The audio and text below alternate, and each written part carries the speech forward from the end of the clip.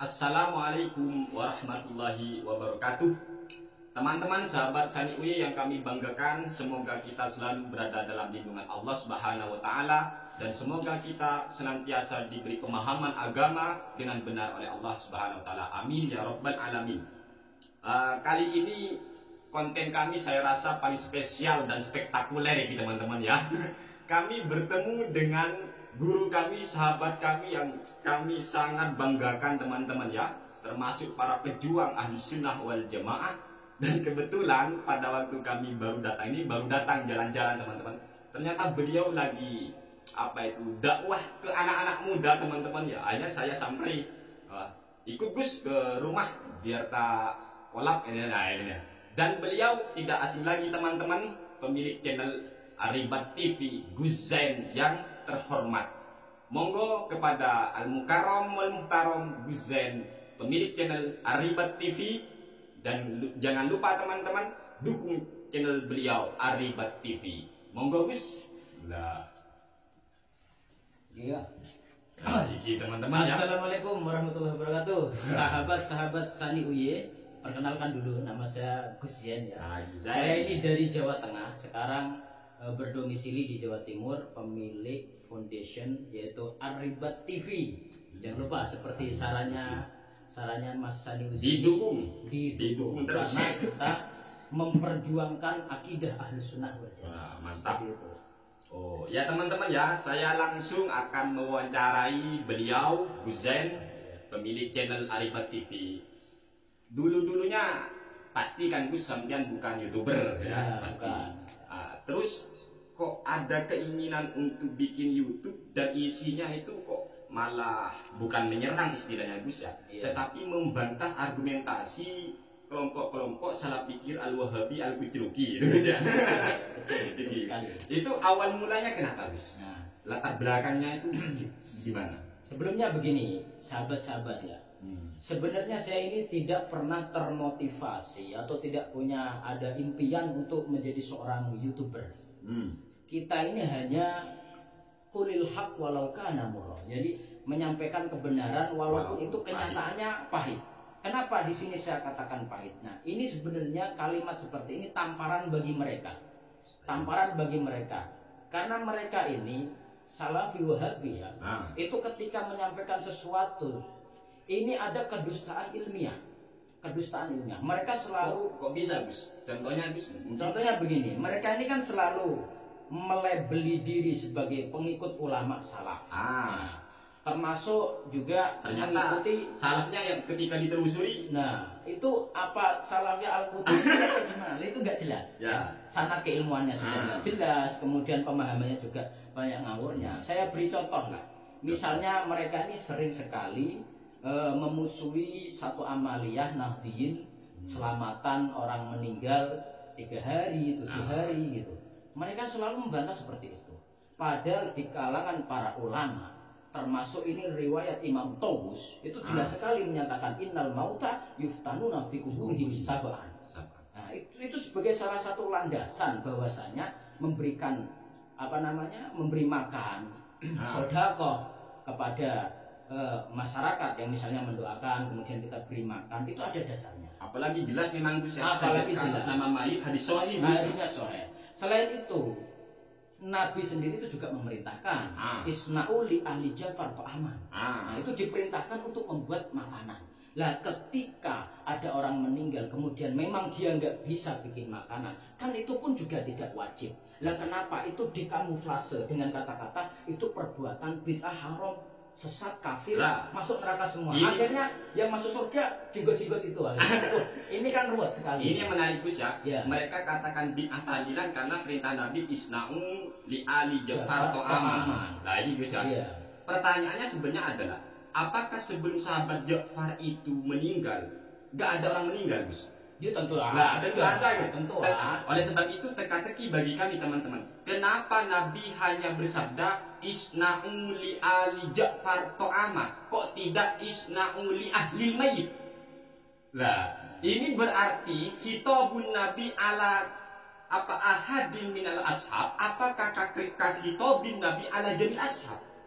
Makanya ya teka-tekinya adalah Nabi tidak bersabda isna'u li ahlil mayyit. Bukan li ahli mayyit. Ya. Pakai li ahli Li Ja'far. ahli Ja'far. Li ahli Ja'far. Karena pada saat itu ternyata keluarga Ja'far mungkin orang miskin memang Gus ya. Memang keadaannya seperti Kemudian itu. sibuk.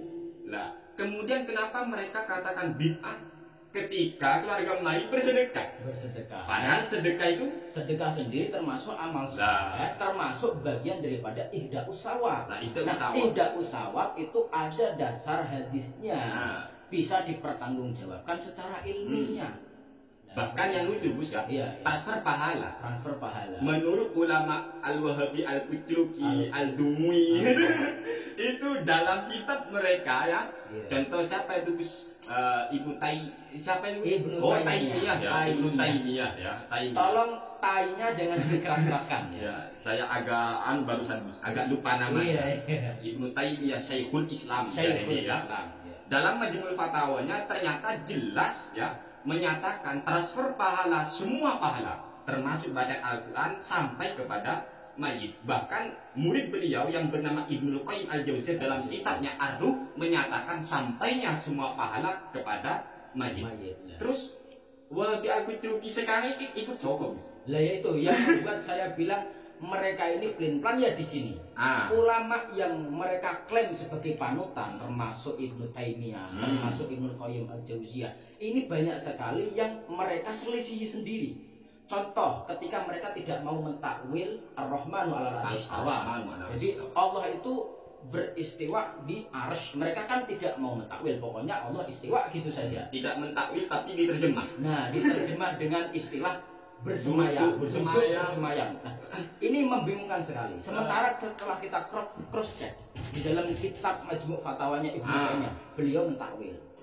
Beliau mentakwil itu ketika menjelaskan tentang ayat kullu syai'in halikun illa wajhah. Beliau mentakwil. Nah, ini kan salah satu kedustaan ilmiah. Makanya tergerak hati kita ini untuk membela. Nah, untuk membela istilahnya. Bukan kita itu ngajak jotos-jotosan ya. Kalau hanya ingin berdiskusi secara ilmiah, silahkan.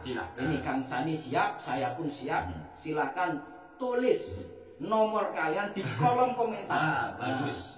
Secara ilmiah, antum mendapatkan dalil dari kitab mana, halaman berapa, silahkan ditulis. Bahkan mereka punya kunci Inggris Gus ya. Kunci Inggris. Atau unik sekali ini kayaknya. Engkol Inggris kalau di Madura Gus ya. Engkol serbaguna.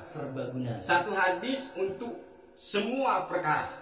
Berbagai masalah berarti hanya satu hadis ini. Qala Rasulullah kullu bid'atin dolalah. Ini engkol Inggris itu ya. Engkol Inggris. Semua dibuka pakai ini. Padahal ulama itu dalilnya sedekah mana? Bukan kullu bid'atin dolalah, tapi hadis ini. Dalilnya ini, dalilnya ini.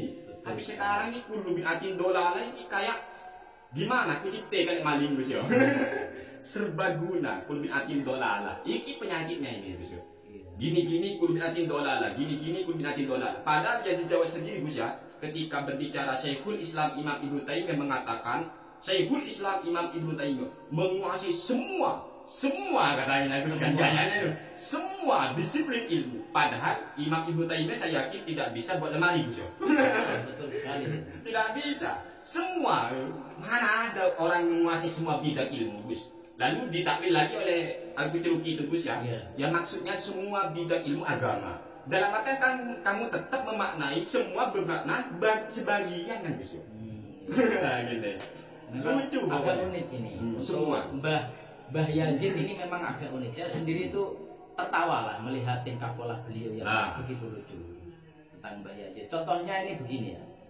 Beliau ini kan mengatakan kulla bid'atin dolal. Semua yang bid'ah itu sesat.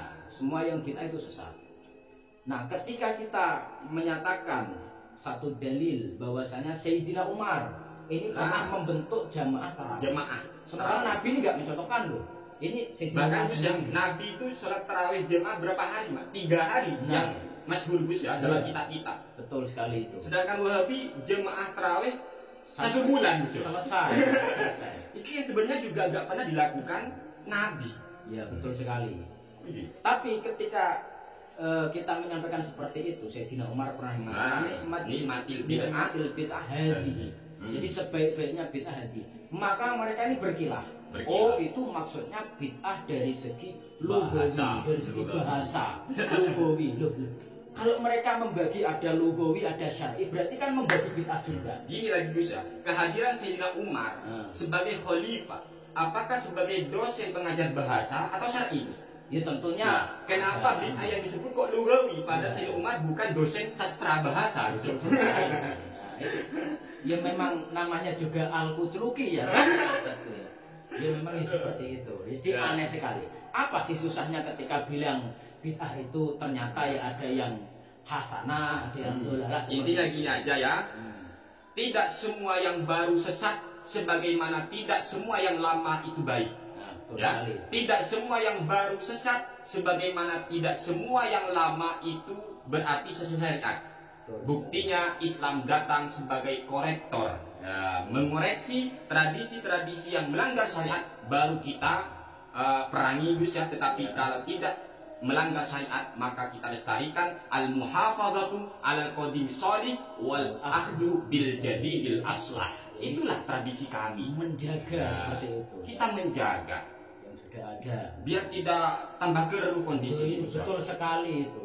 Kalau seperti ini terus, maka umat akan merasa ada resah, ada pembodohan publik, jadi perbedaan semakin meruncing dan sebagainya. Mungkin cukup teman-teman ya, kalau ini dilanjut, gue gak selesai-selesai ini karena indah sekali. Ya, terima kasih teman-teman ya, dari kami Sani Uye dan Gusen, pemilik channel Arriba TV. Jangan lupa dukung channel beliau di subscribe. Ya, terima kasih teman-teman. Sekian, assalamualaikum warahmatullahi wabarakatuh.